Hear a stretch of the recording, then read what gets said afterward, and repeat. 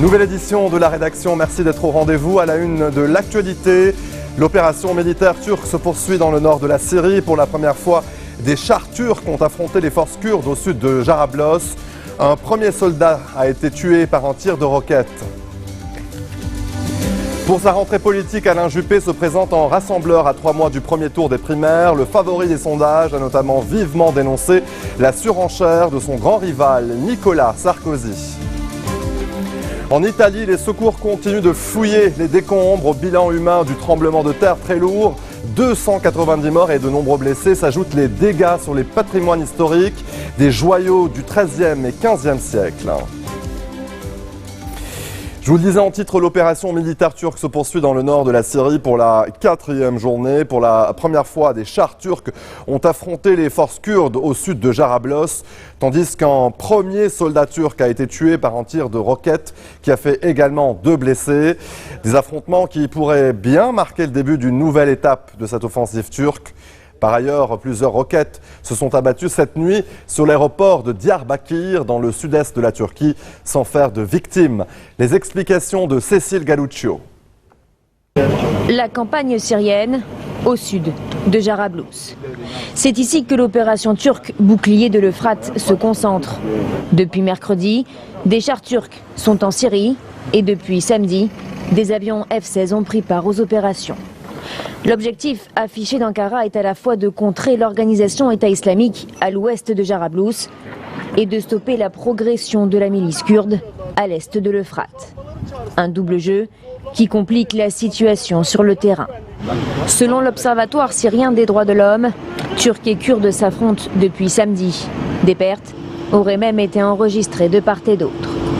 Sur le papier, les Kurdes ont accepté de reculer, mais Ankara dit les voir progresser. Le gouvernement turc considère les miliciens kurdes comme des terroristes. Cette force est pourtant soutenue par les États-Unis. Washington la considère essentielle pour gagner la guerre contre les djihadistes. Car si la Turquie et les Kurdes s'opposent depuis des décennies, ils ne doivent pas perdre de vue leur objectif commun, contrer l'organisation de l'État islamique en Syrie. Et en Syrie, justement, la ville de Daraya est à nouveau sous contrôle du régime. Tous les rebelles en ont été évacués. C'est vendredi qu'un premier groupe de 600 rebelles, leurs familles et des civils ont quitté cette cité proche de Damas et assiégée par l'armée syrienne depuis 4 ans. Des évacuations qui se sont faites en vertu d'un accord passé avec l'opposition syrienne. Raphaël Vivant et Sophie Guignon nous en disent plus. Pour ces enfants, le pain et les sucreries sont une découverte. Originaires de la ville de Daraya dans la banlieue de Damas, ils n'ont connu que les pénuries depuis leur naissance. Mon petit Hazan est né au tout début de la guerre. Il n'avait jamais mangé de biscuits et ne savait même pas ce qu'était un biscuit. Maintenant, à chaque fois qu'il voit des aliments, ça le surprend. Il était très heureux quand nous avons apporté du pain et des gâteaux. Il a pris un bout de pain et l'a embrassé. Comme cette famille, des centaines d'habitants de Daraya ont été emmenés dans ce centre d'accueil dans la ville de Horgela. L'occasion pour certains de se retrouver après des années de séparation. C'est la première fois que je vois mon fils depuis 4 ans.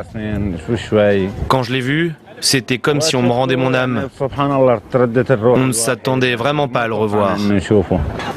La ville rebelle de Daraya a été reprise par le régime vendredi après 4 ans de siège. Une perte considérable pour l'opposition. La ville était l'un des bastions de la révolution en 2011. Pour le régime, il s'agit au contraire d'une victoire stratégique. Il entend ainsi sécuriser les alentours de Damas, mais surtout son aéroport militaire de Mazet, siège de ses très redoutés services de renseignement et d'une de ses prisons. Pour sa rentrée politique devant 2000 de ses partisans à Chatou, en région parisienne, Alain Juppé s'est présenté en rassembleur à 3 mois du premier tour des primaires françaises. Le favori des sondages a, sans jamais le nommer, vivement dénoncé la campagne clivante et la surenchère de son grand rival, Nicolas Sarkozy. Entre les deux hommes, le duel a bien commencé. Les explications de Florent Rodeau. C'était sa grande rentrée politique. À Chatou, dans les Yvelines, Alain Juppé a réuni plus de 2000 partisans. À moins de 3 mois de la grande primaire de la droite et du centre, Le maire de Bordeaux l'assure, il ne souhaite plus parler de son principal rival. Je ne répondrai plus à aucune question concernant Nicolas Sarkozy. Ce n'est pas mon problème. Difficile pourtant d'éviter le sujet. À la tribune, quelques minutes plus tard, Alain Juppé se livre à une vive critique de l'ancien chef de l'État, en prenant bien évidemment le soin de ne pas le nommer. Rassembler plutôt que chercher à cliver, rassembler plutôt que vouloir exclure ou stigmatiser, rassembler plutôt que d'exciter les surenchères. C'est pour ce projet que je vais me battre, parce que j'ai la conviction qu'il est bon et que je suis aussi, pardon de ce petit moment d'immodestie, l'homme de la situation. Quelques heures plus tard au Touquet, c'est au tour de Nicolas Sarkozy de monter sur scène. Devant une salle surchauffée, Nicolas Sarkozy a dit vouloir mettre derrière lui les querelles intestines et a lancé un message d'unité à l'adresse de ses concurrents. Vous savez que la gauche sait se déchirer et se rassembler la veille d'un scrutin. La droite ne sait pas le faire. La droite n'a pas le droit de se déchirer et de se diviser. C'est trop grave, c'est trop dangereux. Les conséquences seront trop lourdes. Selon un tout dernier sondage, Nicolas Sarkozy est toujours largement distancé par Alain Juppé. Le maire de Bordeaux devance désormais de 14 points l'ancien président de la République, soit 2 points de plus qu'au début de l'été. Restez des nôtres, on se retrouve après ceci.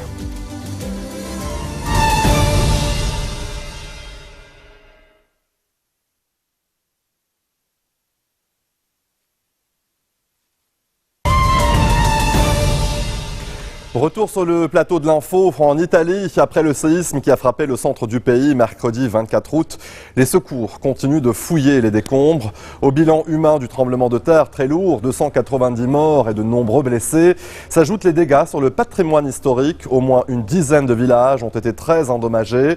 Le village de Pescara del Tronto est entièrement détruit et celui d'Amatrice, l'un des plus beaux, est aussi très touché. Surnommée la ville aux 100 églises, Amatrice a perdu quelques joyaux des 13e et 15e siècles. Dans un élan de solidarité, 700 chefs italiens ou étrangers ont choisi de mettre au menu de leur restaurant un plat typique du village, les spaghettis alla matriciana. Pour chaque plat vendu, ils reverseront 2 € à la Croix-Rouge. Florent Rodeau. De l'ajout de porc salé, du fromage de brebis et de la tomate. Voici les ingrédients typiques des pâtes alla matriciana. Dans leur cuisine, plusieurs chefs romains ont décidé de mettre en avant cette recette originaire d'Amatrice. Objectif, récolter des fonds pour venir en aide aux habitants de la ville sinistrée du centre de l'Italie. Nous voulions participer car nous avons tous un peu d'Amatrice en nous. Mon restaurant est romain, mais cette recette fait partie de notre culture à tous. C'est très douloureux de voir toutes ces ruines. Vraiment, c'est très douloureux. Sur les terrasses, les clients locaux et étrangers sont au rendez-vous et semblent apprécier ce grand classique de la gastronomie italienne, surtout lorsque c'est pour la bonne cause. Les pâtes sont très bonnes. C'est un mélange simple entre la tomate, l'ajout de porc salé, le pecorino et bien sûr les pâtes bucadini. C'est tellement symbolique de la commune d'Amatrice. À chaque plat de pâte alla matriciana consommé, les restaurateurs reversent directement 2 € à la Croix-Rouge italienne. Une manière pour eux de contribuer à la reconstruction d'Amatrice, méconnaissable depuis le séisme de mercredi dernier.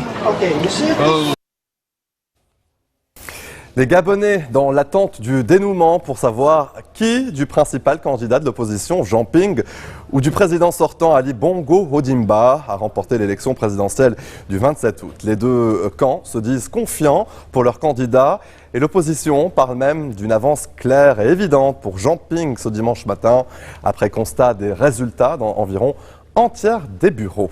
Les explications de Florence Gaillard. Confiant et heureux d'avoir voté. À Libreville, le décompte des voix a commencé.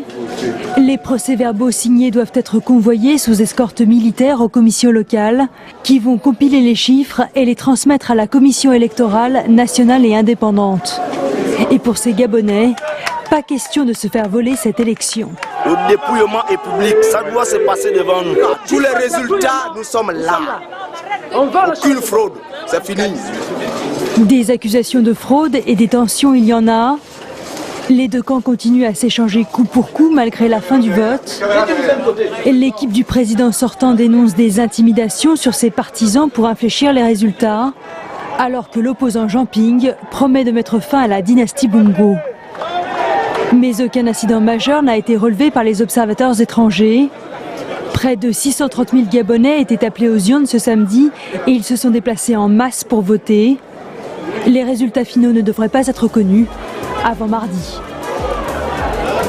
Allez, en bref, dans le reste de l'actualité, au Paraguay, 8 soldats ont été tués dans une embuscade dans le nord du pays. Selon les autorités, l'attaque porte la marque d'un groupe de rebelles marxistes.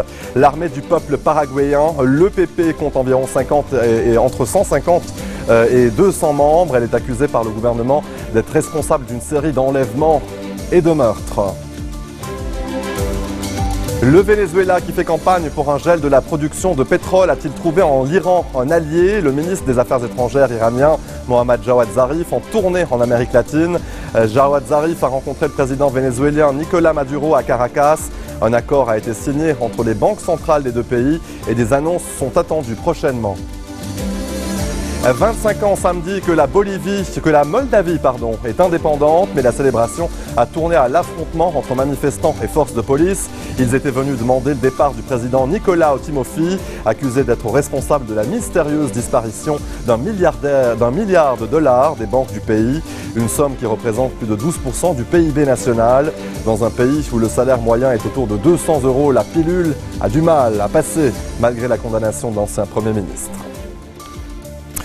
Dans le reste de l'actualité internationale, aux États-Unis, Donald Trump a promis d'expulser des centaines de milliers de sans-papiers délinquants dès le début de son éventuel mandat présidentiel en janvier 2017. Il s'exprimait à Des Moines, dans l'Iowa, lors d'un rassemblement organisé par la sénatrice républicaine locale. Depuis les primaires républicaines, le milliardaire a construit sa campagne sur la promesse d'expulser la totalité des 11 millions d'immigrés sans papiers présents aux États-Unis et de construire, attention, un mur à la frontière mexicaine. Les explications d'Olivier Boulanc. L'immigration illégale, problème numéro 1 des États-Unis selon Donald Trump. Le candidat républicain n'hésite pas à faire le lien entre les étrangers vivant sur le sol américain et la criminalité. Dès le premier jour de ma présidence, j'expulserai de ce pays les immigrés illégaux reconnus comme criminels.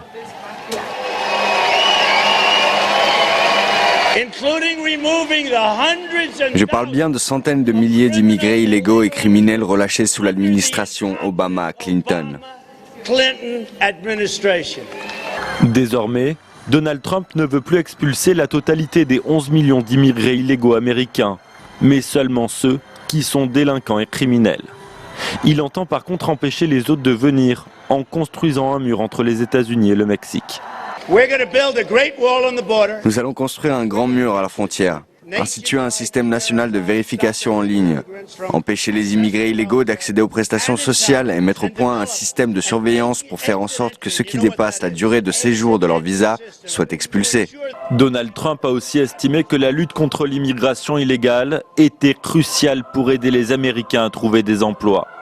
Un argument pour convaincre la communauté noire, dans laquelle le taux de chômage est plus important que dans le reste de la population. Une communauté qui est aussi pour l'instant largement acquise à sa rivale démocrate Hillary Clinton. Il n'est pas célèbre que dans la forêt de Sherwood. Robin des Bois fait des émules au Pakistan. La malnutrition y concerne aujourd'hui encore près d'un tiers de la population. Alors l'association locale a décidé de distribuer des repas gratuits aux plus démunis en faisant appel à la générosité des restaurateurs. Olivier Boulanc. Dans cette pâtisserie de Karachi, ces hommes au polo vert ne sont pas des clients comme les autres. Et pour cause, eux ne paient pas les gâteaux. Ce sont les Robins des Bois, leur mission, collecter des vivres pour organiser un repas gratuit pour les plus démunis. Nous luttons contre le gaspillage alimentaire. Nous approchons les restaurants qui ont du surplus. On a une liste de 16 établissements qui peuvent nous fournir, du plus au moins cher. Ensuite, nous choisissons un quartier où nous organisons la distribution de nourriture le dimanche. Des événements qui rassemblent beaucoup de monde et dans les files d'attente, une majorité de femmes et d'enfants. Au menu aujourd'hui, galettes de pain et rôtis aux épices. Quand on a lancé l'armée des Robins des Bois l'an dernier à Karachi, on avait prévu de servir 1000 personnes pour le premier repas. Mais depuis, on a grandi. La semaine prochaine, nous servirons en tout plus de 500 000 couverts dans les 7 pays où nous sommes présents. La sous-nutrition touche une personne sur 9 dans le monde et cause le décès de 8000 enfants de moins de 5 ans par jour. Dans un tout autre registre, commander un taxi via son téléphone portable et quand la voiture arrive, il n'y a pas de chauffeur à l'intérieur du véhicule. Cette scène s'est déroulée dans les rues de Singapour où une société américaine teste ses véhicules autonomes, 6 voitures qui roulent toutes seules jusqu'à votre destination. Ces véhicules électriques sont équipés de capteurs, 2 à l'arrière et 3 à l'avant, qui reconnaissent la chaussée et évitent les autres véhicules. Ces voitures autonomes sont également équipées d'une caméra qui détecte les feux, la signalisation, aussi les piétons et les cyclistes. À Singapour, ce service sera lancé en 2018, mais d'ici là, aux États-Unis, la compagnie Uber va lancer un service similaire. Et avant de se quitter, les bodybuilders afghans se sont donné rendez-vous cette semaine à Kaboul pour l'élection de Mister Afghanistan. Le bodybuilding reste l'un des sports les plus populaires du pays, au point d'avoir été autorisé sous le régime taliban entre 1996 et 2001. Et vous aurez compris, ce sont les mauvaises images. Veuillez nous en excuser. Voilà, fin de cette édition, le rappel des titres. L'opération militaire turque se poursuit dans le nord de la Syrie. Pour la première fois, des chars turcs ont affronté les forces kurdes au sud de Jarablos. Un premier soldat turc a été tué par un tir de roquette. Pour sa rentrée politique, Alain Juppé se présente en rassembleur à 3 mois du premier tour des primaires. Le favori des sondages a notamment vivement dénoncé la surenchère de son grand rival, Nicolas Sarkozy. Et en Italie, les secours continuent de fouiller les décombres au bilan humain du tremblement de terre très lourd. 290 morts et de nombreux blessés. S'ajoutent à présent les dégâts sur le patrimoine historique des joyaux des XIIIe et XVe siècles. Merci de votre attention. Retrouvez-nous tous les jours à 16h40 heure de Beyrouth. Très bonne suite de programmes sur notre antenne. Je vous donne rendez-vous à 18h30 pour une nouvelle édition de Code 24, le magazine de la rédaction en partenariat avec France 24. Bon début de semaine à toutes et à tous.